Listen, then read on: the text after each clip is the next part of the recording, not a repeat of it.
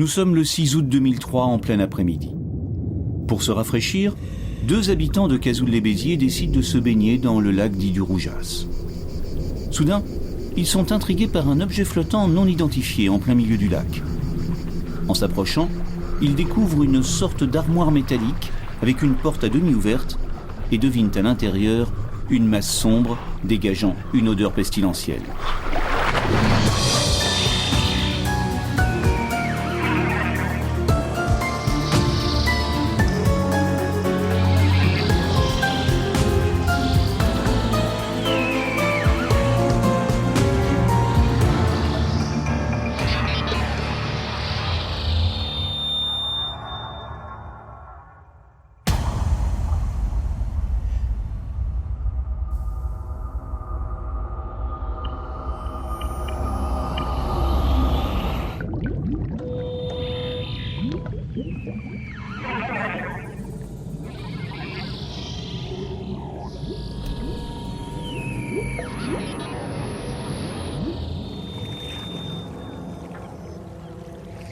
On était en train de se baigner, en fait, on a trouvé une armoire et il y avait quelque chose à l'intérieur. Je sais pas, en fait, ça puait, c'était peut-être un chien mort ou... Ok. Intrigués, les 2 hommes préviennent la gendarmerie de Murviel-les-Béziers.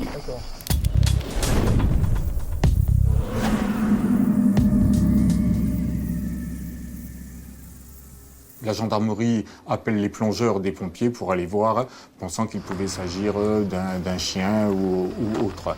Lorsque l'armoire est touchée, le corps sort de l'armoire et à ce moment-là, on s'aperçoit qu'il s'agit d'une personne. Immédiatement, il y a un gel des lieux qui est effectué par la brigade locale pour empêcher tout intervenant extérieur de venir sur la scène. À ce moment-là, on demande à la section de recherche de Montpellier d'intervenir sur les lieux pour aller voir exactement de quoi il en retourne.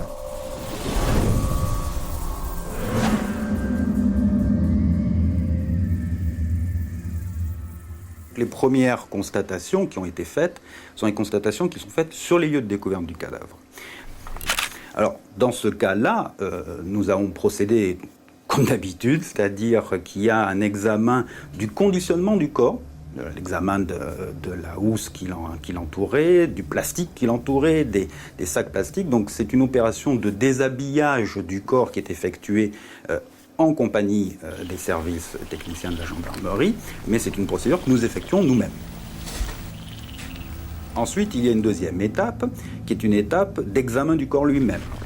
Il s'agissait essentiellement de blessures occasionnées par des projectiles d'armes à feu, qui correspondaient en fait à 3 tirs distincts, 2 ayant atteint la victime dans le dos et l'un l'ayant atteint au niveau de la poitrine, devant, juste en dessous de la clavicule. Et la chance a voulu que un des projectiles qui avait blessé la victime a été retrouvé dès les opérations de levée de corps, coincé entre la peau et un des vêtements que portait la victime. Donc d'emblée, nous avions, avant même l'autopsie, l'un des projectiles qui avait blessé la victime. Autre élément essentiel pour l'enquête, le médecin légiste essaie de déterminer à quand remonte la mort de la victime. Dans le cadre de ce dossier, le corps qui avait été retrouvé ne portait aucun parasitage d'œufs de mouche, de larves de mouche, voire de chrysalide de mouche. Ça faisait évoquer d'emblée qu'il y avait eu une dissimulation relativement rapide entre le moment où la personne avait été tuée et le moment où elle avait été placée dans l'armoire. Donc un délai relativement court. Attends une seconde.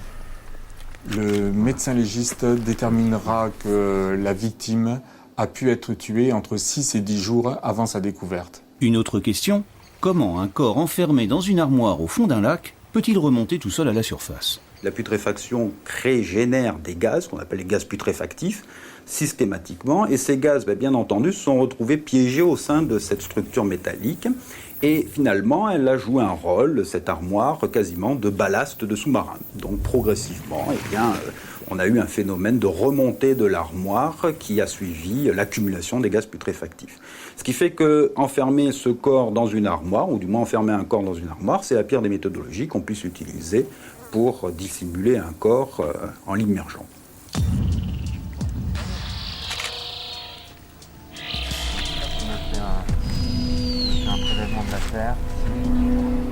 Le corps est donc réapparu, reste maintenant à identifier la victime. Alors, le corps était putréfié, les traits n'étaient pas du tout identifiables directement. On n'avait plus du tout de caractéristiques qui permettent d'avoir une identité directe et immédiate du sujet. Il n'y avait pas de papier d'identité qui était présent sur les lieux.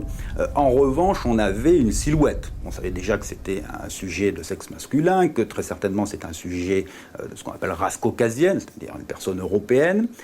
Il s'agissait aussi d'un individu qui avait des caractéristiques morphologiques que l'on pouvait décrire et qui surtout était porteur d'un certain nombre, voire de nombreuses marques de tatouages qui étaient des tatouages relativement caractéristiques puisque souvent ils étaient ou symboliques ou figuratifs. Donc déjà des éléments qui sont intéressants dans le cadre de l'identification.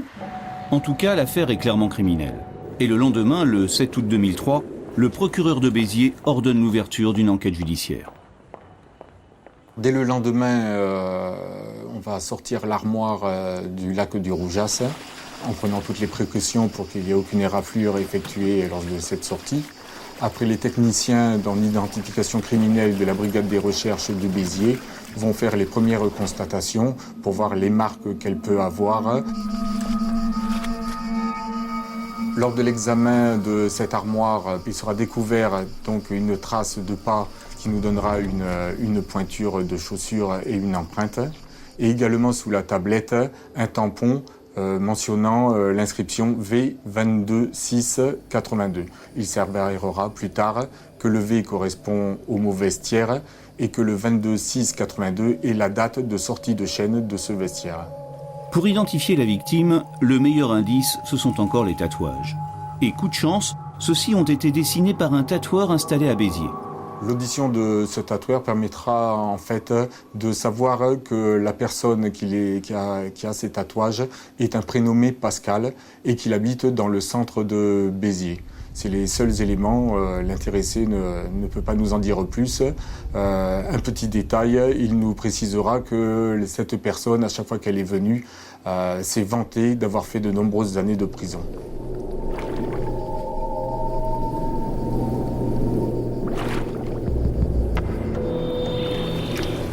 La victime serait donc un ancien repris de justice, prénommé Pascal et habitant le centre-ville de Béziers. La silhouette se précise. 5 jours plus tard, elle va se préciser encore un peu plus avec une nouvelle découverte. Plusieurs ratissages subaquatiques sont effectués par les plongeurs du groupe nautique d'Agde. Dans le premier ratissage effectué le 11 août, on va découvrir un sac en cuir. À l'intérieur se trouvent plusieurs papiers et notamment une pièce d'identité qui a été déchirée au nom de M. Castillo Pascal. Le corps retrouvé dans une armoire flottant sur le lac du Roujas, près de Béziers, serait donc celui d'un certain Pascal Castillo. Pour vérifier, les enquêteurs contactent aussitôt sa famille, et notamment sa mère.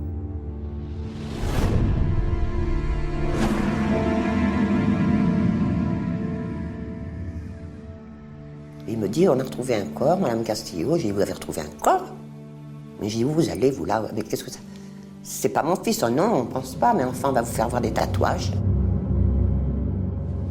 Et là, j'ai eu peur, j'ai dit, mais même Pascal, il avait ça sur son tatouage, mais c'est pas possible, c'est pas mon fils. Il m'a dit, Madame Castillo, je crois que c'est.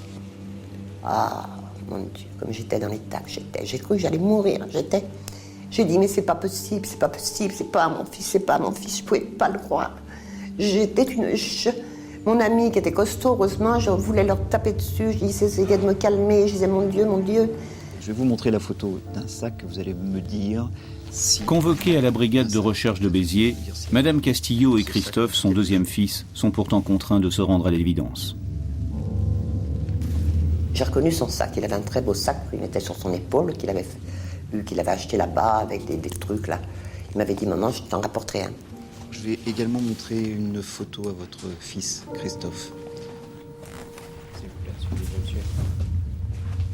Et puis finalement, j'ai voulu voir mon fils, là. Ils avaient une photo de mon fils. Et mon fils, évidemment, ils ont dit, Christophe, on va vous montrer la photo de son frère, de votre frère mort. Alors il est parti, j'ai dit, c'est pas vrai, c'est pas vrai. Alors mon fils, il était dans le couloir avec le commandant, hein, et il s'est mis à hurler comme une bête. Toute ma vie, j'entendrais ce cri, le cri de mon petit qui hurlait comme...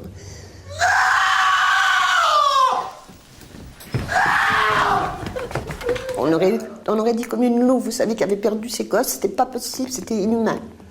Et il hurlait, il est revenu avec la photo. Moi, de suite, j'ai voulu prendre la photo, on me l'a pris les mains. Mon fils s'est jeté à mes genoux, il m'a dit, maman, il m'a dit, c'est Pascal, c'est Pascal. J'ai dit, c'est pas vrai, c'est pas possible. Mais j'ai dit, je veux voir la photo. Il m'a dit, non, tu peux pas avoir la photo, tu ne peux pas. Garde-le, c'est lui, maman. J'ai dit, je ne crois pas, je ne crois pas. Il m'a dit, maman, tu veux que je te dise quelque chose, c'est lui. Il n'y a que nous qui savons ça, toi, tu le sais. Tu l'as mis au monde. J'ai dit, oui, alors.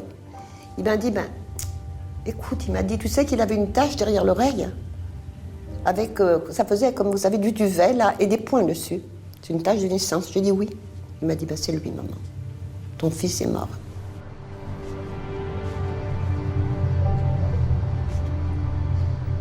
Pascal Castillo a un lourd passé judiciaire.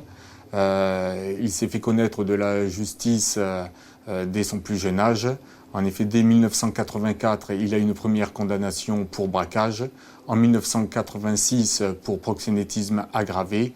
Et sa plus lourde condamnation en 1988 pour un braquage qui est survenu à Perpignan, braquage d'une bijouterie, où il y a eu 2 morts parmi les policiers et 2 blessés.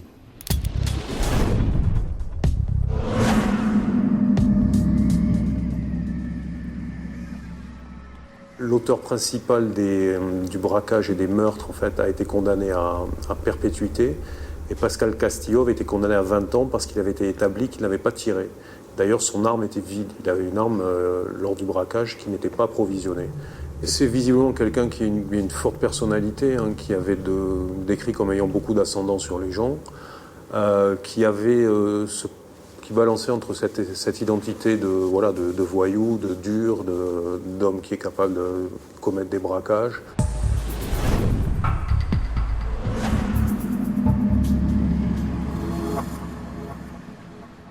Alors qu'il était incarcéré, donc il s'est mis à la peinture, au dessin, il a appris le russe. Il travaillait, hein, et il menait quand même 80 détenus qui travaillaient. C'est lui qui, vous voyez, qui les commandait presque, hein, il était comme ça. C'était un très bon, et puis il était aimé de partout, mon fils, hein, parce que c'était un brave garçon. Et quand il est sorti, c'était un homme différent. C'était un homme qui voulait refaire une vie normale et qui voulait oublier ce que son passé avait été. Il était donc, comme on le dit dans le milieu, rangé des voitures.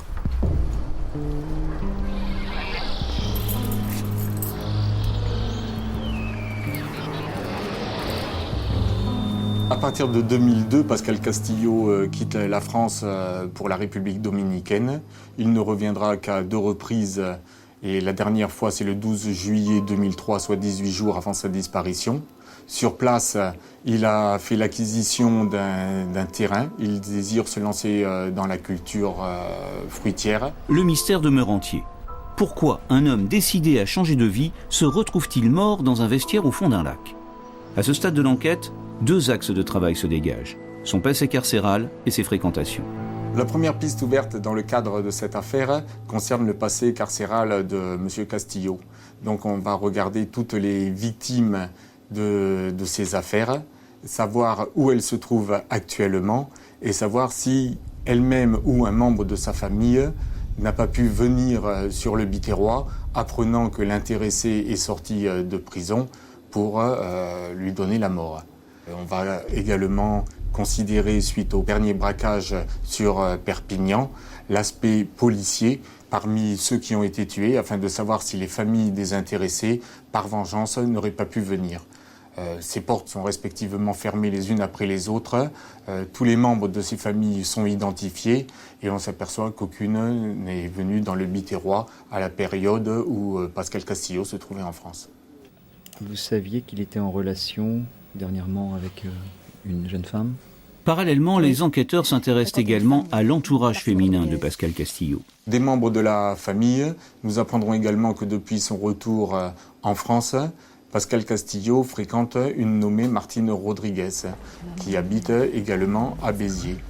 Je t'amènerai dans les îles, par exemple. On se rendra compte que cette Martine Rodriguez, depuis le 29 juillet, a signalé au commissariat la disparition de son compagnon du moment. Martine Rodriguez est interrogée, mais rapidement les gendarmes écartent la thèse du crime passionnel. Pour l'instant, Les enquêteurs n'ont aucune piste lorsqu'un détail éveille leur attention. J'ai quelque chose à vous dire. Lors d'une audition, Madame Castillo, mère de Pascal, nous précise un fait particulier. Lors de la venue de la demi-sœur de Salvador Jérôme à son domicile pour avoir de ses nouvelles, cette personne a reçu un appel téléphonique de Salvador Jérôme. J'ai dit, qu'est-ce que tu veux, Jérôme? Qu'est-ce que tu fais là? Tu me demandes où je demeure, mais tu le sais où je demeure. Et à quel numéro? J'ai dit, tu me prends pour une... Quoi? Il me dit, vous comprenez, je suis inquiet. Je dis, pourquoi tu es inquiet? Il me dit, parce que Pascal est parti à Paris. Il me dit, il revient pas. Moi, j'ai dit, Pascal est parti à Paris et il revient pas, mais j'ai dit, tu plaisantes ou quoi? Tu me prends pour une truffe? J'ai dit, Pascal, il n'interdit pas de séjour à Paris. Et tu crois pas que mon fils, maintenant qu'il est sorti, qu'il a fait presque 20 ans de prison, il va aller faire un tour à Paris pour prendre 4 mois de prison pour rentrer 4 mois? Comme interdit de séjour à Paris. J'ai dit, on n'est pas question. Dis-moi quelque chose. Ah ben je sais pas, moi je l'ai pas vu, patati patala. Et il m'a raccroché. Vous comprenez que moi ça m'a bouleversée. Ça m'a fiché en l'air, je suis tombée de mal, le docteur a dû venir, j'ai quelque chose qui se passe, je suis pas tranquille. Qu'est-ce qui se passe? L'auteur de ce coup de fil est Jérôme Salvador, un ami de longue date de Pascal Castillo, qui est visiblement la dernière personne à l'avoir vu vivant. Ce qui est certain, c'est que Castillo avait confiance dans Salvador, puisqu'il lui avait donné les clés de son appartement qu'il avait à Béziers, pour s'occuper, pendant qu'il n'était pas là, du courrier, de l'entretien de cet appartement, pendant son absence. Lorsque l'on s'intéresse à M. Salvador, on apprend qu'il est pompier volontaire et que plusieurs fois par semaine, il est de permanence au centre de secours de Béziers. Les plongeurs de ce centre de secours s'entraînent au lac du Roujas. Le lac du Roujas, précisément là où l'on a retrouvé le corps de Pascal Castillo. Au vu de cette coïncidence, les gendarmes s'intéressent de plus près à Jérôme Salvador. Vous savez pourquoi vous êtes ici? Non. Il nous explique qu'effectivement, le 29 juillet, Pascal Castillo s'est rendu à son domicile pour lui rendre une tente que lui-même lui avait prêtée et que Pascal Castillo avait utilisée. Tu descends, je t'attends. Selon Jérôme Salvador, sur les coups de 10h du matin, Pascal est donc monté, a bu un café et a précisé qu'il devait se rendre à Paris. On s'est vu, on a pris un verre, je sais pas, une demi-heure peut-être, puis il est reparti. Il est reparti au bout d'une demi-heure. Le 29 juillet, à 10h30 du matin, Martine Rodriguez essaye de joindre Pascal Castillo sur son portable. En vain. Dans son audition, Salvador Jérôme nous explique qu'effectivement, lorsqu'ils étaient en train de boire le café ensemble, Pascal Castillo a reçu cet appel en sa présence et que volontairement, il ne l'a pas pris. Ça ne correspond absolument pas à ce qu'a déclaré Rodriguez Martine, puisque c'est Pascal Castillo qui, le matin même des faits, lui a demandé de l'appeler au cours de la journée, lui expliquant que ça lui faisait plaisir d'avoir de ses nouvelles régulièrement. Après sa visite à Jérôme Salvador, Pascal Castillo a un autre rendez-vous à midi pour dîner avec un ami.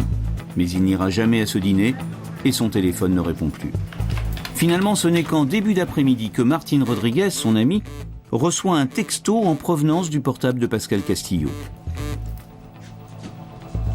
Un texto lui mentionnant simplement que son véhicule se trouvait à la gare, que M. Castillo quittait donc Béziers pour se rendre à Paris et qu'il lui laissait les clés dans la boîte à gants. Martine retrouve effectivement sa voiture sur le parking de la gare de Béziers. Pourtant, elle a un doute. Ce qui l'a intrigué, c'est qu'à la fin du message, il y a marqué « bisous », alors que depuis que Pascal Castillo était revenu de République dominicaine, à chaque fois qu'il clôturait ses messages, c'était marqué « Bézidos ». Donc, elle a un doute sur la personne qui lui a envoyé ce message. Question donc. Pascal Castillo est-il bien l'auteur de ce texto? L'hypothèse d'une mise en scène prend corps. Mais pour cacher quoi? Que s'est-il donc passé entre 10h30, heure à laquelle la victime est censée avoir quitté Jérôme Salvador, et midi, heure du dîner auquel il n'est jamais venu? On a trouvé l'assassin de mon fils. Et évidemment, mon fils, avec le milieu qu'il a fréquenté, il cherchait un règlement de compte. Mais comme je t'aurais dit, un règlement de compte, mais les voyous, ils ne règlent pas leur compte comme ça, les voyous. Ils passent dans la rue, boum, boum, terminé. Hein, c'est tout. Ils ne s'amusent pas à enterrer un garçon dans une armoire. Plus intrigant, Les relevés téléphoniques de Pascal Castillo et Jérôme Salvado possèdent d'étranges coïncidences pour la journée du 29 juillet. À partir de 14h, les deux téléphones sont éteints, celui de Salvado et de M. Castillo. Les deux intéressés, les deux téléphones sont rallumés quasiment à 5 minutes d'intervalle sur le même relais à Béziers. Ce relais couvre la gare SNCF de cette ville.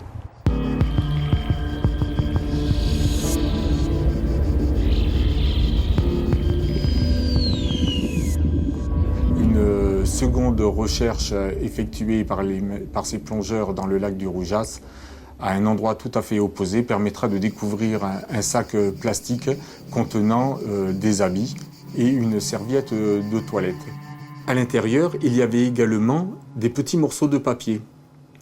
Ces morceaux de papier ont été transmis au laboratoire de police scientifique d'Écully et ils ont pu nous faire un rapprochement certain entre les papiers qu'il y avait dans ce sac transparent contenant les habits et la serviette, et également les petits papiers qui se trouvaient dans le sac de M. Castillo. Nous avions donc un lien direct entre le sac de M. Castillo et ce sac contenant les vêtements. Les enquêteurs mènent également une véritable investigation autour de l'armoire retrouvée dans le lac. Et les résultats sont très intéressants. Lorsqu'on fait des recherches sur cette armoire qui est de marque Attal, on s'aperçoit que dans les années 82-83, seules 2 sociétés sur le Biterrois commercialisaient ce genre d'armoire. Nous avons eu la chance que l'une d'elles avait encore tous ses archives papier malgré un déménagement. Et lorsque nous avons examiné l'ensemble des factures de cette société, nous avons pu sortir une facture. Cette facture porte la mention de l'achat de 3 vestiaires de marque Attal correspondant au modèle retrouvé. Ces 3 vestiaires ont été livrés le mois suivant à la Lyonnaise des Eaux de Béziers. Le détail est a priori insignifiant, seulement voilà, la Lyonnaise des Eaux de Béziers est aussi le lieu de travail de Jérôme Salvado. Après avoir découvert que l'armoire qui abritait le corps venait du lieu de travail de Jérôme Salvado, les enquêteurs commencent à s'intéresser de très près à ce suspect. Lorsqu'on travaille l'environnement de M. Salvado, on s'aperçoit que tout au long du mois de juillet, il est en contact régulier avec M. Carbo Jean-Paul. Les deux intéressés se connaissent depuis tout petit, ils sont tous les deux de Cazoul, ils ont joué ensemble au rugby et donc il n'est pas étonnant qu'ils se fréquentent encore maintenant, en 2003. Mais ce qui est surprenant, c'est qu'à partir du jour où M. Castillo est découvert dans le lac du Roujas, ils n'ont plus aucun contact. Jean-Paul Carbo est à son tour convoqué par les enquêteurs le 22 septembre 2003. Bonjour, monsieur Jean-Paul Carbo. On apprend rapidement que l'intéressé Carbo Jean-Paul n'est pas du tout copain avec Pascal. Lorsqu'il arrive la dernière fois à Béziers le 12 juillet et qu'il apprend par Jérôme que c'est Carbo Jean-Paul qui a les clés de son appartement, et là, il se met vraiment en colère et demandera des explications à Jérôme. Tout ceci est suspect pour les enquêteurs qui décident de placer Jean-Paul Carbo et sa compagne sur écoute téléphonique. Et ils découvrent que Jean-Paul Carbo a récemment été à la recherche d'une arme.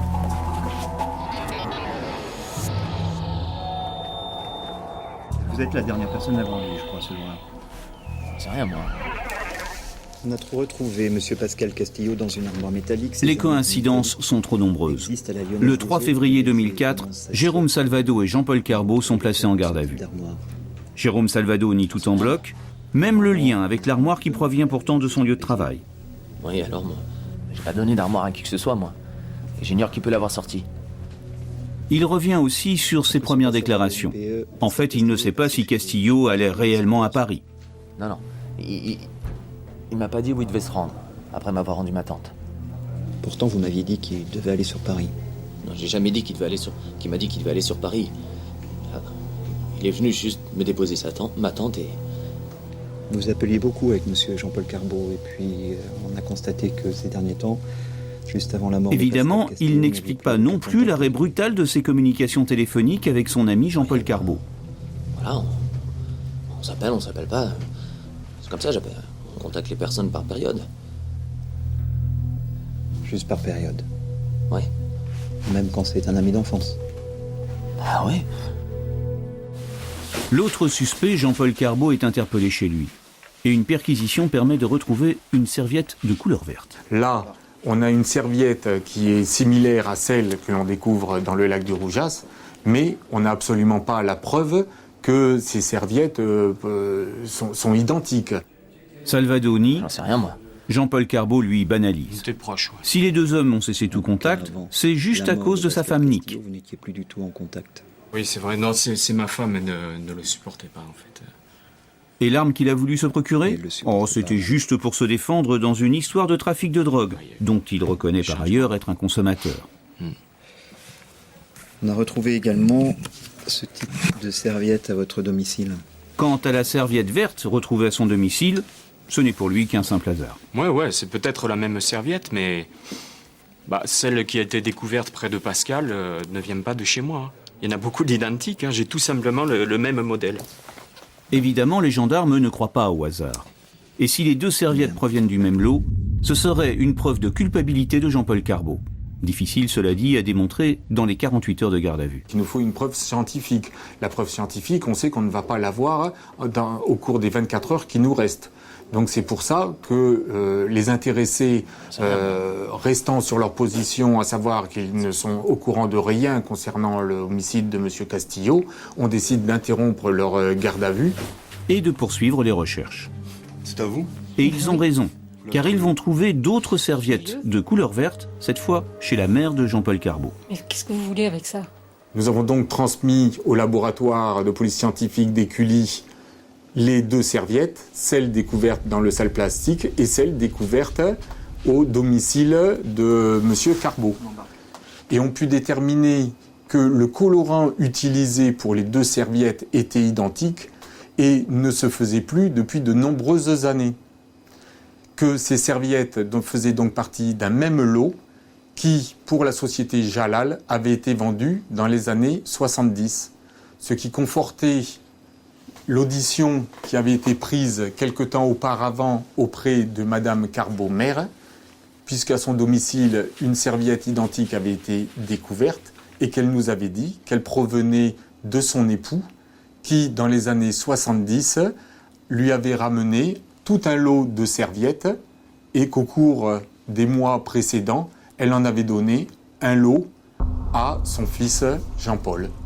Le lien était donc fait à ce moment-là entre les protagonistes, la serviette qui se trouvait chez Carbeau Jean-Paul, qui nous ramenait au sac découvert avec les vêtements et les petits morceaux de papier dans le lac du Roujas, et par ces petits papiers, un lien direct avec le sac de M. Castillo.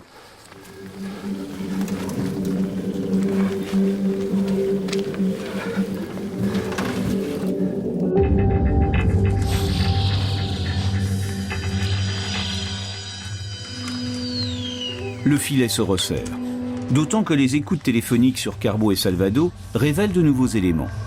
Des toxicomanes appellent régulièrement les deux intéressés. Et les enquêteurs découvrent en fait que les deux suspects, Carbeau et Salvado, et la victime, Castillo, étaient les organisateurs d'un trafic de stupéfiants. Lorsque l'on commence à travailler sur ce trafic de cocaïne, on s'aperçoit rapidement que Salvado et Carbeau ne peuvent pas avoir dans l'environnement immédiat du Biterrois quelqu'un qui puisse les ravitailler. Par contre, on peut s'apercevoir dans leur téléphonie qu'ils ont fait plusieurs voyages en région parisienne.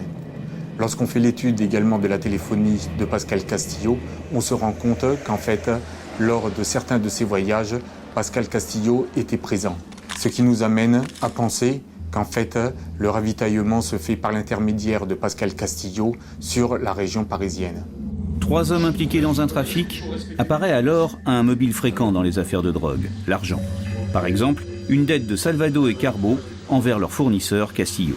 À cette période, des différentes auditions effectuées auprès des toxicomanes, il s'avère qu'ils étaient enchantés de se ravitailler auprès de M. Salvado et de M. Carbo. Les intéressés avaient toujours sur eux de grosses quantités de cocaïne et faisaient le partage des grammes à vue de nez avec une carte téléphonique. Donc tous les toxicomanes savaient que lorsqu'ils prenaient 1 gramme, ils en avaient facilement 1,5 grammes. Donc à cette période-là, il y a eu plus de ventes que de revenus. Et en plus, les 2 intéressés consommant de la cocaïne, au moment où il a fallu payer M. Castillo, ils n'avaient plus la possibilité d'avoir la somme correspondant à la quantité qu'ils avaient dû vendre.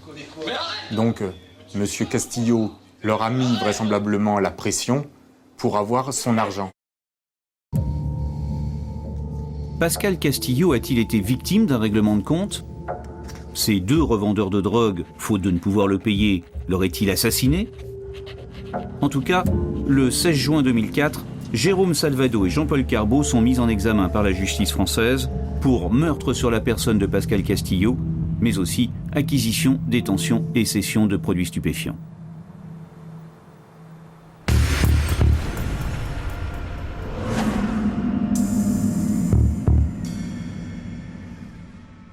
Après quelques mois de détention provisoire, Jean-Paul Carbo dit s'être un peu sevré de sa consommation de stupéfiants, d'être plus lucide et décide d'assumer sa part de responsabilité dans ces faits d'une extrême gravité.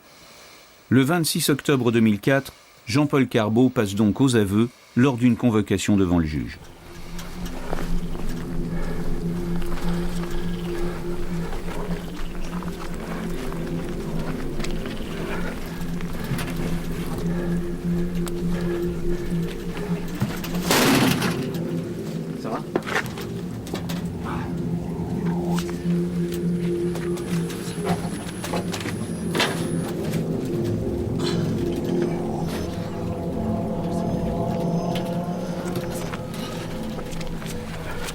C'est ainsi qu'il va faire la confession des différentes démarches qu'ils ont accomplies ensemble pour faire disparaître le corps, à savoir acheter du matériel dans un supermarché, des matelas gonflables, des cordes, aller chercher l'armoire à la Lyonnaise des Eaux, introduire le corps dans l'armoire, mettre les matelas, aller au lac de Roujas, faire flotter cette armoire, couper la corde et faire sombrer l'armoire au fond du lac et revenir au domicile de Salvado.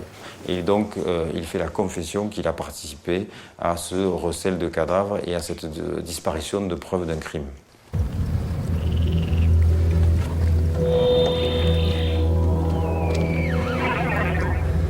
À ce stade de l'enquête, 2 questions demeurent. Qui a tué Pascal Castillo et pourquoi? La version de Jérôme Salvado est la suivante.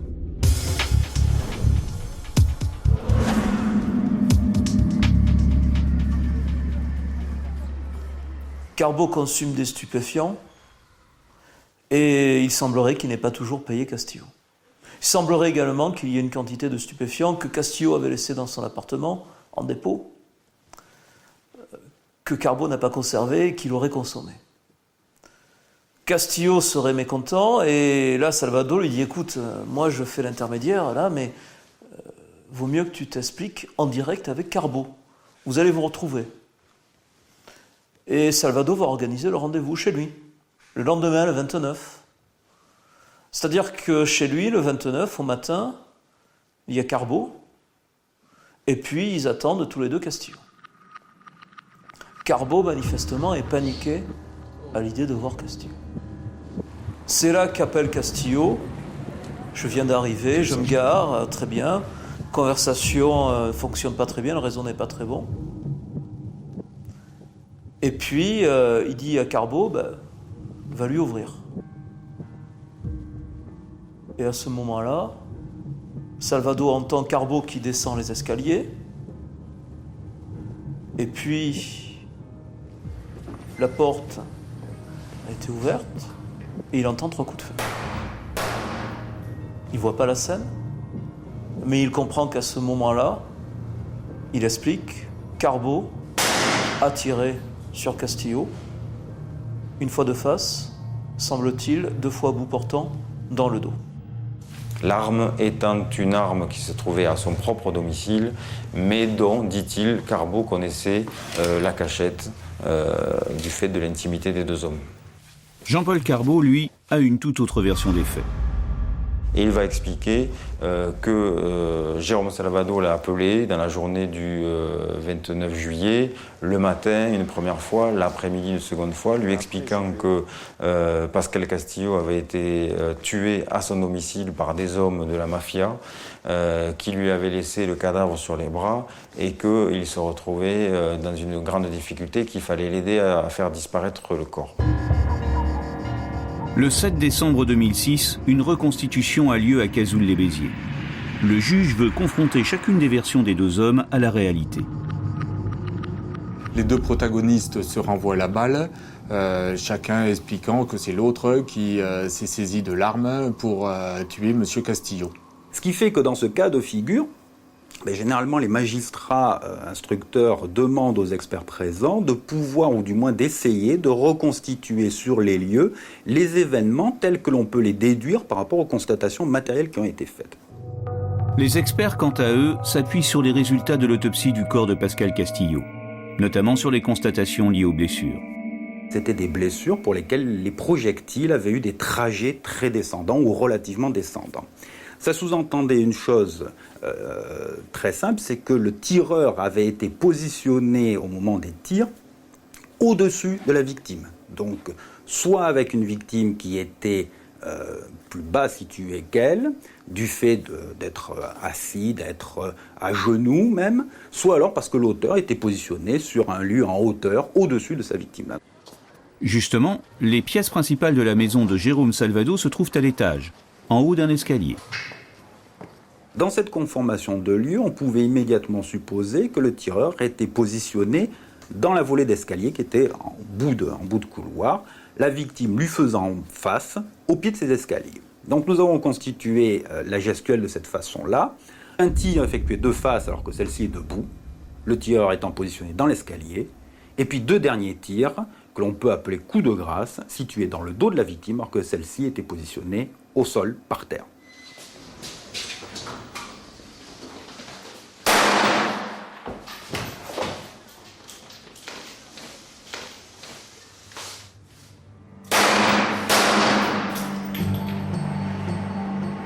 Le 22 octobre 2007, le procès de Jérôme Salvador et de Jean-Paul Carbo pour meurtre sur la personne de Pascal Castillo et acquisition, détention et cession de produits stupéfiants s'ouvre devant la cour d'assises de l'Hérault.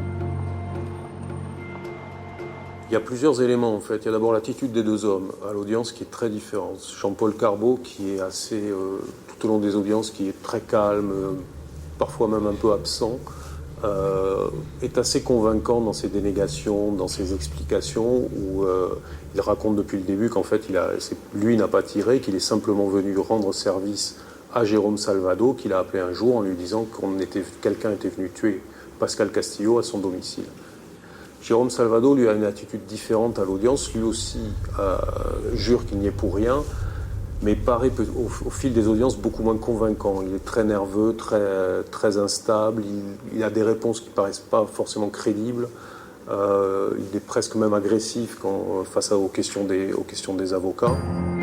Lequel des deux hommes dit la vérité ? C'est là qu'intervient un élément déterminant qui jusqu'à présent n'avait pas été approfondi. Les expertises téléphoniques. En effet, elles révèlent qu'à 12h15, donc juste après le crime, un coup de téléphone est passé vers le portable de Jean-Paul Carbo depuis le bar La Bonne Humeur à Cazoul. Bar qui se trouve à 30 mètres de l'habitation de Jérôme Salvador. Jean-Paul Carbo, dans sa confession, expliquait d'emblée que le jour des faits, M. Jérôme Salvador l'avait appelé le matin sur son portable pour lui demander de venir l'aider à se débarrasser du corps de Pascal Castillo. Jérôme Salvador, lorsqu'il est confronté aux aveux de Jean-Paul Carbo, va dire « Attendez, ça ne s'est pas du tout passé comme ça. Jean-Paul Carbo a passé la nuit à mon domicile, la nuit qui a précédé les faits. Il avait laissé son portable et l'avait confié à sa compagne Niki Robert. Et le matin, l'appel qui figure sur sa téléphonie. C'est lui-même qui, depuis un bar du village de Cazoul, appelle sa compagne pour lui expliquer ce qu'il est en train de faire ou la rassurer. Jérôme Salvado explique qu'il ne pouvait pas passer ce coup de téléphone du bar La Bonne Humeur, puisqu'il était déjà en communication avec sa sœur. Un appel qui a duré 3 minutes et 39 secondes. Comment les avocats de Jean-Paul Carbaud vont-ils contrer la version de Jérôme Salvado ? Il y a un travail énorme qui est fait par ces deux avocats qui vont permettre de comprendre que lorsque le crime est commis, Jérôme Salvado est seul avec Pascal Castillo et que Jean-Paul Carbaud, effectivement, intervient dans un deuxième temps. Premier élément démontré par les avocats, la nuit précédant le crime, Jean-Paul Carbaud est chez lui à Béziers, et non pas chez Salvado. Jean-Paul Carbaud avait pour lui donc effectivement des éléments de téléphonie qui démontraient que des conversations sur son téléphone portable avaient été passées en pleine nuit, déclenchant encore le relais de Béziers, qui me démontrait que ce téléphone portable n'avait jamais quitté Béziers pendant les faits criminels.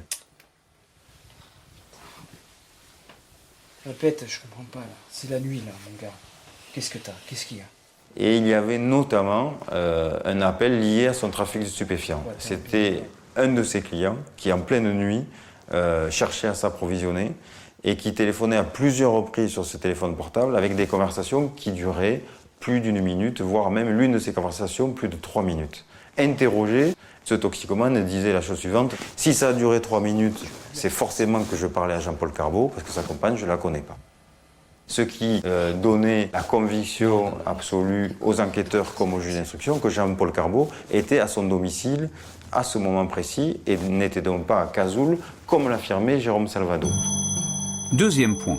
Lors du crime, Jean-Paul Carbaud est encore à Béziers. Et c'est bien Jérôme Salvado qui l'a appelé depuis le bar La Bonne Humeur.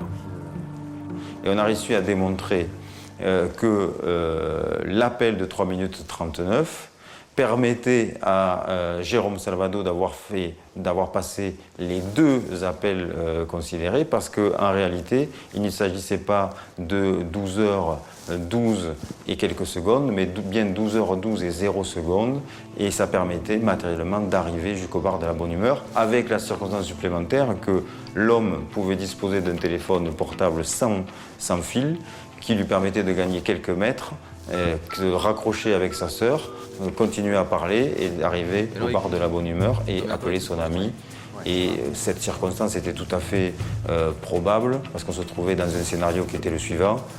Jérôme Salvado venait de tuer son meilleur ami, Pascal Castillo. Première démarche, il appelait sa sœur. Il parlait 3 minutes 39 avec sa sœur parce qu'il ne savait pas comment s'en sortir. Deuxième démarche, il partait de son domicile pour appeler d'un autre téléphone son complice depuis le bar de La Bonne Humeur, Jean-Paul Carbaud, et lui dire de venir. Et là, ça tenait et c'était parfaitement logique et cohérent. Dans l'Assemblée, une personne a déjà son opinion sur la question. Quand Jean-Paul Carbaud lui a dit « ce n'est pas moi qui ai tué votre fils », elle l'a regardé, et quand Jérôme Salvado ensuite est venu dire la même chose, elle a tourné la tête sur le côté.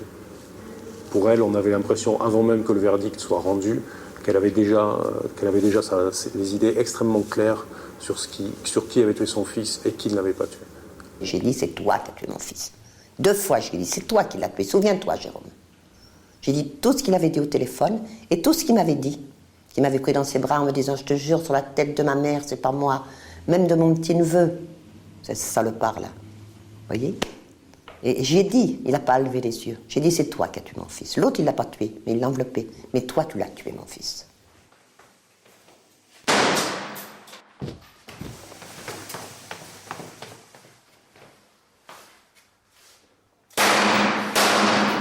Jérôme Salvado est finalement condamné à 18 années de réclusion criminelle pour le meurtre de Pascal Castillo.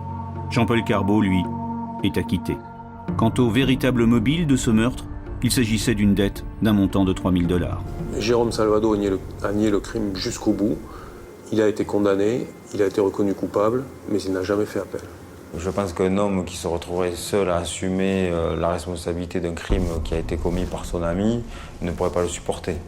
Donc le fait qu'il n'ait pas fait appel me fait penser qu'on s'est approché considérablement de la vérité. Jean-Paul Carbaud est-il coupable du meurtre de Pascal Castillo? Il a été répondu non. Jean-Paul Carbaud est-il complice du meurtre de Pascal Castillo, il a été répondu non. Ça a illustré ce que disent certains avocats, qui est qu'un acquittement, ça s'arrache, quoi. Ça s'arrache vraiment avec les dents, c'est pas quelque chose qui peut se démontrer d'une manière implacable. En revanche, il a été condamné pour le trafic de stupéfiants à une peine de 4 années d'emprisonnement. Ça nous a bousculé, ça. Parce que normalement, il aurait dû être condamné pour avoir transporté mon fils. De là à là, d'aller chercher l'armoire à tel endroit, il a été avec lui, hein. Il a essayé de l'enterrer dans la terre était trop dure, et après ils l'ont mis dans cette putain d'armoire, vous vous rendez compte? La vérité judiciaire, elle est acquise. Mais la vérité tout court, à plusieurs titres, on la connaît pas. C'est un assassinat horrible, parce que j'ai pas pu le toucher. Hein? J'ai pas pu le voir, mon fils, j'ai pas pu. Ça aurait été un accident de voiture, ça aurait été une maladie. Mais là, j'ai une haine qui s'éteindra jamais, je peux pas.